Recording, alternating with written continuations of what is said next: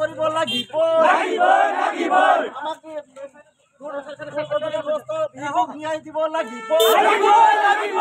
এই সংগ্ৰাম চলিছে চৰকাৰ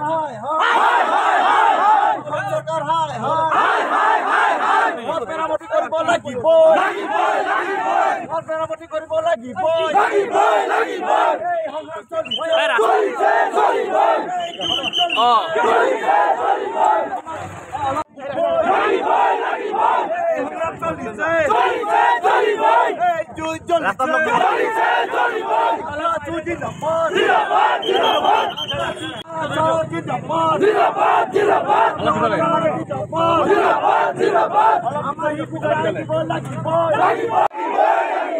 শিশুক ন্যায় দিব লাগিব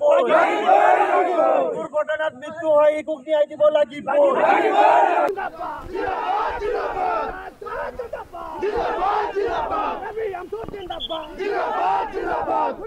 ডাম্পার চলাচল বন্ধ করো ডাম্পার চলাচল বন্ধ করো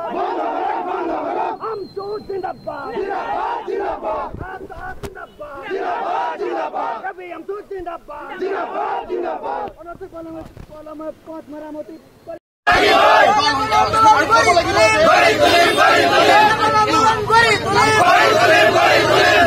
ডাম্পার চলা বন্ধ করো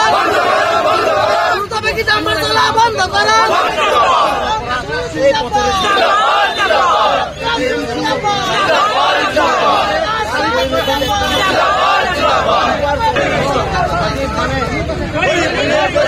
দেখা পাও ইমান ডাঙৰ ডাঙৰ পুখুৰী অতি গাঁত হোৱাৰ পিছত কেইদিনমান আগতে আমি মুখ্যমন্ত্ৰীলৈকে 3খন দাবী উত্থাপন কৰিছোঁ আৰু এই 3খন দাবীৰ মাজত প্ৰথমতে আছে আমাৰ নেহা সিনহা যি নেকি আমাৰ ইয়াতে মানে ঢুকালে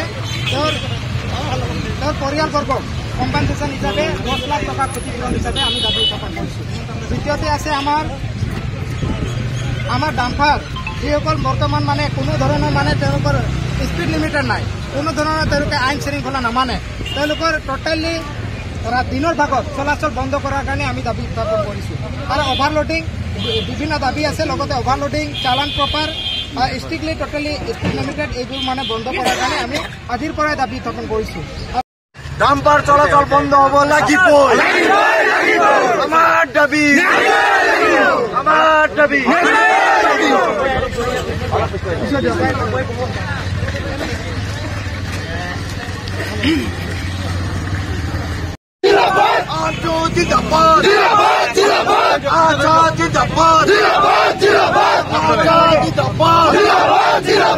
আমাৰ শিশুক ন্যায় দিব লাগিব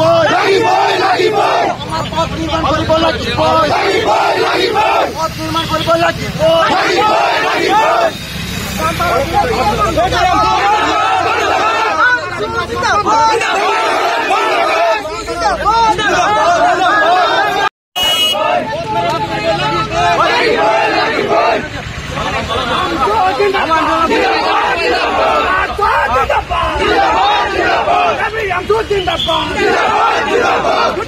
ডাম্পাৰ চলাচল বন্ধ কৰো ডাম্পাৰ চলাচল বন্ধ কৰো আমচুৰ জিন্দাবাদ আমচুৰ জিন্দাবাদ